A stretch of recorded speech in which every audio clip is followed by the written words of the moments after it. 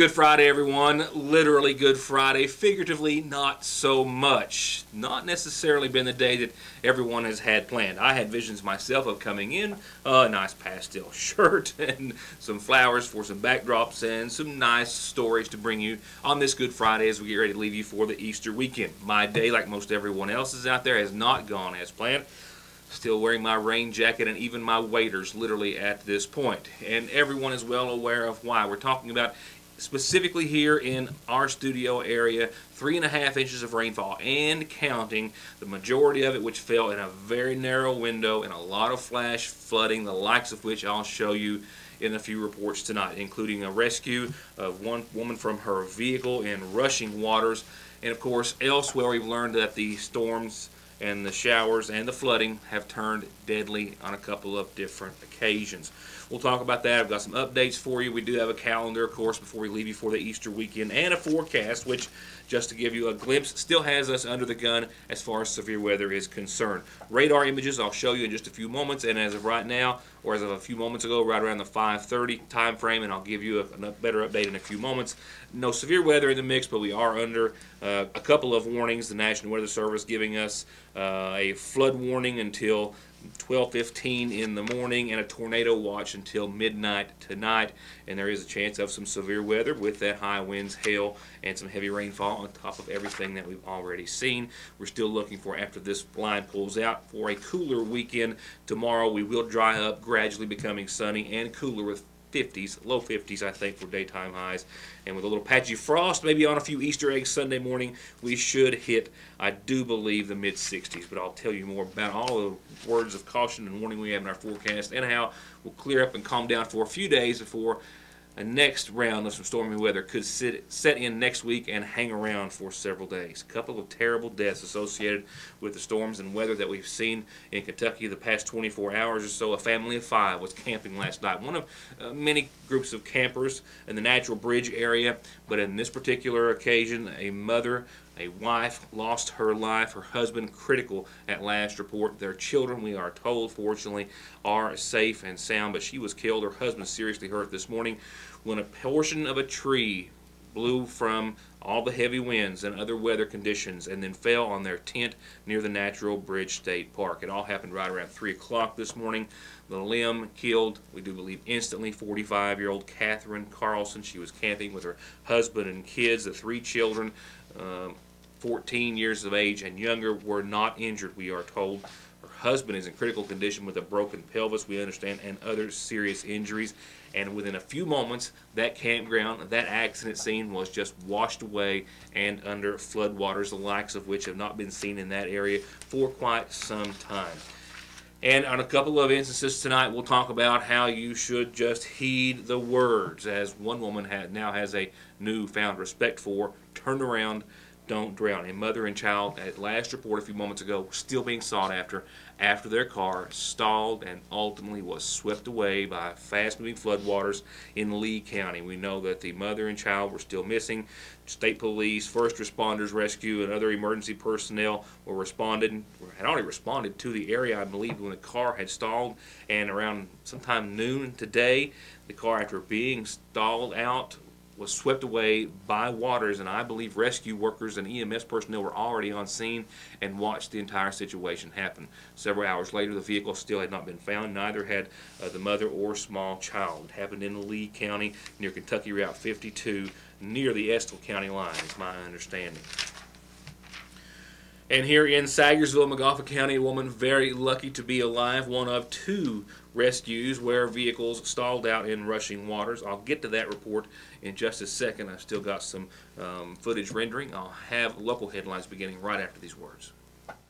To get high-speed internet on their state-of-the-art fiber optic network for all of your home and business solutions, or to watch TV without a contract on over 200 digital channels with superb quality, or stay connected with family and friends with 24/7 telephone service you can always depend on, contact Foothills Broadband today. Or just click on their link to the right to find out how they're working to provide the latest in communications at affordable prices with exceptional service at Foothills Broadband. A couple of updates before we get to our weather-related stories. The first centers around the McGoffin County Justice Center, where little has happened since it was shuttered as a result of positive mold tests. It could be quite some time before some or all of the facility is back open. As you're well aware of by now, I would imagine, based on our recent coverage, thousands of gallons of water poured out of two sprinkler heads, high-flow sprinkler heads, in the upstairs of the Justice Center, and seriously damaged much of the facility. A thorough cleanup was done. However, due to recent testing in those affected areas, as far as the water is concerned, have turned up several types of mold, and from what I'm told, just a large amount of it. Visually, they say, I've not seen it. We'll try to get a look inside, but they say that it's quite obvious there is a great deal of mold in several of those areas. Those were the only areas tested a few weeks ago. They are going to, as I told you yesterday, test all of the facility in hopes that they'll be able to maybe cordon off some of the Justice Center and use other portions of it. However, I'm also told, though, that those tests haven't happened yet. It's kind of a perfect storm, if you will. The holiday, also certain individuals with the companies that are testing, also either out of town, maybe on spring break. It's just a bad time to reach anyone and to get them here on Good Friday. So it will be shut down, as it has already been ordered, over the course of the weekend. It's hopeful, after speaking with Judge Dennis Prater, that they may get someone from the AOC and some other entities to be on site Monday and do a second round of testing to confirm the mold and then to confirm if there are some areas that they can use. He says they are already looking into alternative sites to use for court, for all the other offices in the Justice Center. And basically the entire facility and the services therein are just in limbo at this time. It's hoped that sometime around 3 or 4 o'clock the judge will be able to tell us more, and we'll have an update for you on Monday's program. But no real movement as far as remedying the situation as of right now, and it is actually something that could take, well, the possibility is weeks or maybe even months to have repaired. But we'll know more on Monday. But between now and then, and possibly, we think, for the foreseeable future, the McGoffin County Justice Center will remain closed. And as was initially thought, smoking material is believed to be the cause for a structure fire in Prestonsburg that we covered earlier in the week, which displaced nearly 24 people. About 20 people have had to seek shelter and a place to live for an indefinite amount of time after this apartment complex in Prestonsburg fell victim to fire around 2 o'clock Tuesday afternoon. Fire personnel, including Bobby Carpenter, who is the fire chief of the Prestonsburg Fire Department, who told our reporter off camera on that afternoon that it appeared as though smoking material left outside on the porch or deck area of an upstairs corner unit may have been to blame. And they've since confirmed that they do believe a cigarette left behind in a flower pot, which was being used as an ashtray, is to blame. The fires spread up the wall into the rafters of the structure and then throughout the structure. Serious fire, smoke, and water damage done to the entire unit, and all the individuals therein have had to find another place to live for an indefinite period. They say that they are trying to find donations for individuals. Of those 19, nearly half are children, and if you would like to assist, you can call the Prestonsburg Fire Department if you have some clothing or other items for these families. Birthdays, Easter egg hunts, a whole lot of things happening on our community calendar, all brought to you by McGoffin Farm Bureau and your local agent, Doug Green, who you can call at any time at 349-2416. A fourth birthday wish to Addison Grace Reisner. It's Reisner. I have Howard. Addison, my apologies. I owe you one. A happy fourth birthday wish to Addison Grace Reisner, everyone. I'm so sorry. Love Dad, Mama, and Papa, brothers and sisters. And a belated birthday, which I think it came in earlier this week, to Laura Helton from a whole lot of friends and family. Becky, Brenda, Dawn, Margaret, and Elizabeth. This came in on Tuesday, and with everything going on, it just now made it onto the show. My apologies again, a bit belated, to Laura Helton. Happy birthday once again to Addison Grace Reisner and Laura Helton. Just a couple of reminders on the calendar. Services this evening and tomorrow night at 7 at Stinson United Baptist Church. Sunrise services Sunday at 7, and then Easter services to follow at 11 that morning. And the big community Easter egg hunt over at the Mountain Home Place is going to be this Saturday at noon. Tomorrow at noon. Should dry up, should be well out of any water problems up there on the mountain. It's going to be sponsored by Food City. Age groups from 0 to 10 years of age. Kearney Free Will Baptist Church is picking and grinning tomorrow night at 7. You're welcome. You are encouraged to come and join them for some fine entertainment and fellowship. And don't forget about the big event next week on Monday, 5:30, this Monday at the Royalton Trailhead on the Dawkins Trail for the big kickoff event of the Rail Trail Crew. It's going to be a biking group that's going to be getting together, sponsored by Unite and the Safe Coalition. Monday, they're giving away a bike. They're going to have a DJ, free T-shirts, and more. And the Rail Trail Crew is also going to be superseded by a meeting on the following day of the Royalton Dawkins Trail Committee. They are meeting on Tuesday at 6 at the District 3 Fire Department. Everyone interested in planning for a festival in Royalton is invited and encouraged to attend. If you have any questions, call the numbers there on the bottom of your screen. And one more reminder that kindergarten registration begins in the Magoffin County Elementary Schools next week. It's next week for North Magoffin and the next 2 weeks starting Monday for South Magoffin and Sagersville Grade School for your child if he or she is going to be 5 on or before October the 1st. And one last reminder this evening, and that is for calendar announcements, birthdays that I most usually get correct, and other announcements, send them to us. I'll tell everyone about them. And a reminder, you can always, of course, catch Your News Today on Foothills Broadband Channel 40, Howard's Cable Channel 7, and yournewstoday.com.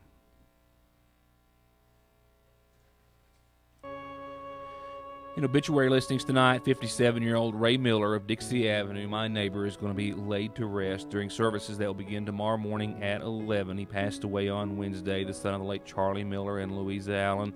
He was married to Anna Daniels Miller, who survives, as well as daughters surviving Tammy Miller and Tanya Stapleton, and 2 stepsons, Tony and Doug Howard. Visitation is this evening and prior to services, which start once again tomorrow morning at 11, all of which from the Magoffin County Funeral Home Chapel.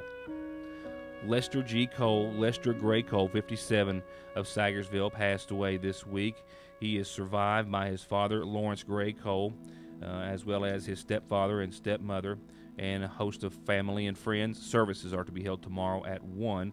They will begin at 1 o'clock at the Magoffin County Funeral Home Chapel. Visitation is this evening, once again, for 57-year-old Lester Gray Cole, survived by his brothers Tim Mark and Curtis, and sisters Linda Bailey, Vicky Bailey, and Kathy Cantrell. And I also have a listing tonight for Myrtle Marie Gullett Preston, 82, of Chillicothe, Aunt Myrtle, who passed away on Monday, formerly of Magoffin County. She was married to Millard Preston, who survives. She's also survived by her sons, Curtis and Darrell, and a daughter, Rhonda Murray. Visitation is going to be tonight and prior to services. Even though I have to be announced on the screen, they are going to be held tomorrow at 1 o'clock, and visitation and services will be from the Sagersville Funeral Home. And in loving memory tonight of Oscar Hawk Collins, this announcement comes on what would have been his 95th birthday tomorrow, sadly missed by a host of family and friends.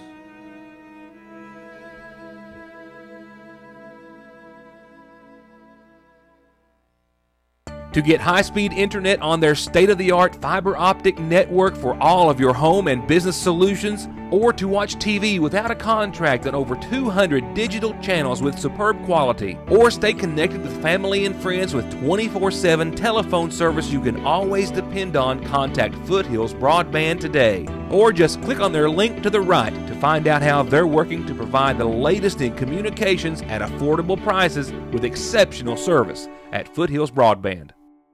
3.5 inches of rainfall and counting here at the Your News Today studio, and the majority of which fell in just a very short and narrow period of time, and that resulted in a lot of flash flooding, the likes of which are evident in several of tonight's top headlines. You don't have to go very far. Just look out your window. You're going to see some issues, I think, regardless of just about where you are. And a whole lot of sites like these, Tammy Lynn Gibson sent these in. This was Birch Branch, I believe, being eroded by fast-moving floodwaters that were rapidly rising. A lot of roads going to need a lot of repair after today's heavy showers. And you certainly don't have to go any farther than Facebook to find posts. This is Johnson Fork, a motorist encountering these high waters earlier, downtown Royalton. This is, I believe, at its, well, not its lowest point, but this was not at its peak. One of the several rescues the Montgomery County Rescue Squad had to conduct today was a motorist right around the 5:30 time frame who had tried to drive through waters, I believe, right here in downtown Royalton, became stranded, and then was a victim of his own demise standing on the hood of his truck while awaiting rescue. One of several similar situations where motorists thought they could traverse or be able to drive through water which didn't look as high as it actually was. More pictures from around the Royalton area that were posted on Facebook. We know that a lot of structures have seen some water breach their doors, sad to say, and of course a lot of this happened in an instant. For example, waters that I witnessed on Route 7 here in Sagersville there in the Cheyenne area, literally within an hour were not there, and then within an hour later just one of the highest levels we'd seen. This was a major slide over in Floyd County on Route 321 that closed both lanes for a significant amount of time. The Bear Branch area off of Route 30, and some of these pictures not at the highest point when they were taken as far as the water levels are concerned, but you get the drift. Wanda Hunt said she put getting her rent paid on time today in front of her own safety when she followed a higher-sitting pickup truck through rushing flood waters that continued to quickly rise after her car stalled out. It resulted in the Montgomery County Rescue Squad responding immediately with their swift water recovery boat and gear, something they would use on more than one occasion today. To be honest with you, I was just worried about getting my little dog to safety. It was a swaying, and I was telling my man, don't move, don't rock the car. I said, oh, the waters are coming in the car, the dog's going to get wet. I was just worried about my little dog. We started down, and the water just was kind of like, you know, not even up level to the car or nothing. Just all of a sudden it drowned it out, and it just, the big gush of water come, and it was over with. We just went to sliding. So it did push the car? It sure pushed it a good long ways. Wanda says she watches your news today every night and that she certainly hadn't planned on being on the news herself. But given that this story could have turned out much, much differently and much, much worse, I was glad to be able to talk to her. But you better believe when they say turn around, don't drown, that's what it means. And she wouldn't be the only person who would get caught stranded in waters that were higher than what they thought. Just a few moments after this rescue, the Montgomery County Rescue Squad was called to the Cheyenne area. Patrick Drive off of Route 7, another motorist encountered waters that were higher than what they actually believed. We'll get to that scene briefly in just a second. But this was one of many mudslides and earth slides reported across the viewing area today. Several in Montgomery County. I believe this to be the largest. This was on the Mountain Parkway near the 66-mile marker, and this was actually two slides. They went down early this morning, and it was just a minor slide. It was monitored and briefly removed and cleared, a few trees cut, and then a short time later, from all the way up there, more earth and rock fell and covered both lanes of the Mountain Parkway. About a foot of mud on the westbound lane was just enough to be packed down and allow traffic to go through. It was just one of many. Floyd County reporting several mudslides today. Montgomery County had a few as well, but once again, this believed to be the largest that we encountered. Sites like this one at the former Lakefront Church of God there off of the Mountain Parkway there at Johnson Fork. It appears as though someone parked their vehicle in the parking lot, maybe going to work or something early in the morning, not suspecting that much water would rise that quickly.